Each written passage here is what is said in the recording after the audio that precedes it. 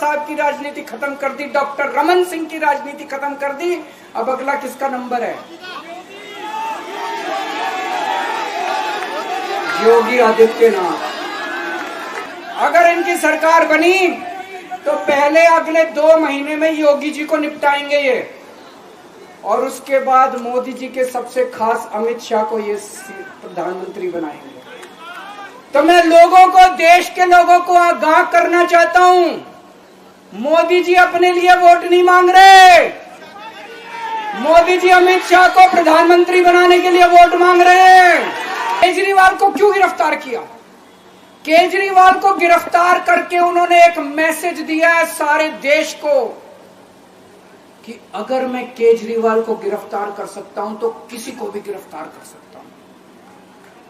कोई केस नहीं होगा, कोई मामला नहीं होगा, तब भी मैं तुमको गिरफ्तार कर सकता हूं।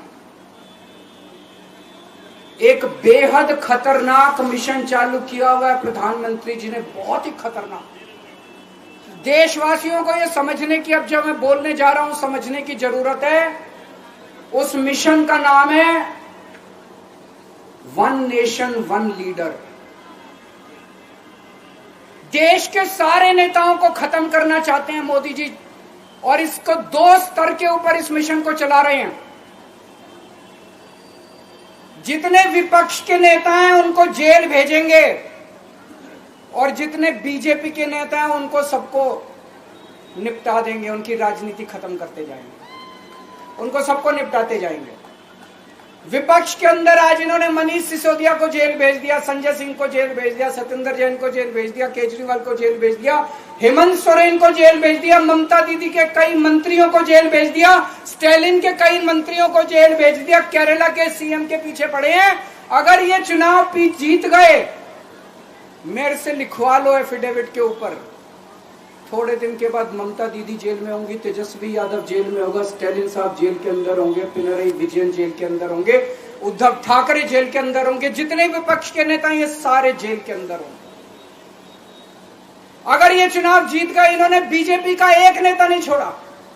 आडवाणी जी की राजनीति खत्म कर दी इन्होंने, मुरली मनोहर जोशी की राजनीति खत्म कर दी, सुमित्रा महाजन की, शिवराज सिंह चौहान जिसने मध्य प्रदेश का चुनाव जीत के दिया, इन लोगों ने, शिवराज सिंह चौहान ने उसको मुख्यमंत्री नहीं बनाया, उसकी राजनीति खत्म कर दी।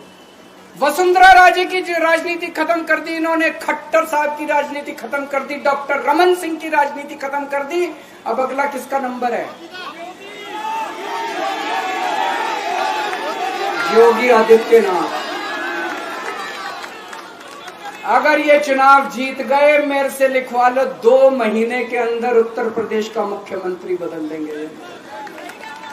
योगी आदित्यनाथ की राजनीति खत्म करेंगे, उनको भी निपटा देंगे।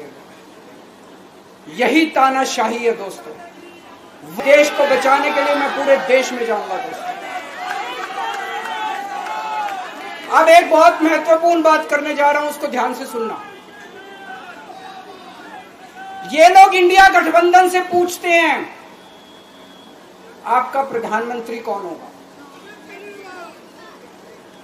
मैं बीजेपी से पूछता हूं आपका प्रधानमंत्री कौन होगा। आप लोग सोच रहे होंगे केजरीवाल क्या बात कर रहा है, मोदी जी होंगे। नहीं, मोदी जी अगले साल 17 सितंबर को 75 साल के हो रहे हैं। बीजेपी के अंदर मोदी जी ने 2014 में मोदी जी ने खुद ने रूल बनाया था कि बीजेपी के अंदर जो भी 75 साल का होगा उसको रिटायर कर दिया जाएगा। सबसे पहले आडवाणी जी को रिटायर किया गया, उसके बाद मुरली मनोहर जोशी जी को रिटायर किया गया, फिर सुमित्रा महाजन को रिटायर किया गया, फिर यशवंत सिन्हा को रिटायर किया गया।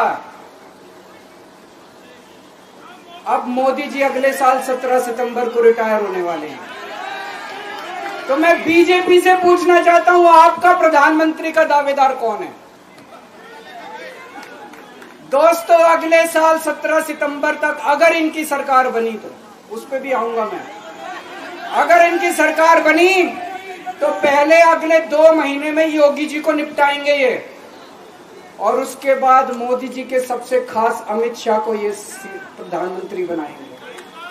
तो मैं लोगों को, देश के लोगों को आगाह करना चाहता हूं, मोदी जी अपने लिए वोट नहीं मांग रहे।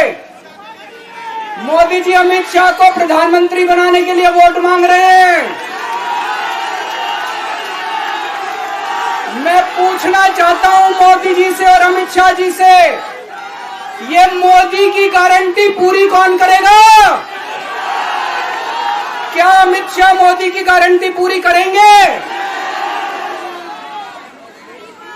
जब आप अगर जो वैसे तो मेरे को लगता है, मैं भी आऊंगा उसके ऊपर, मुझे नहीं लगता इनकी सरकार बन रही है, लेकिन जो बीजेपी को वोट देने जाएं वो ये सोच के जाना कि आप मोदी जी के नाम पे वोट नहीं दे रहे, आप अमित शाह के नाम पे वोट दे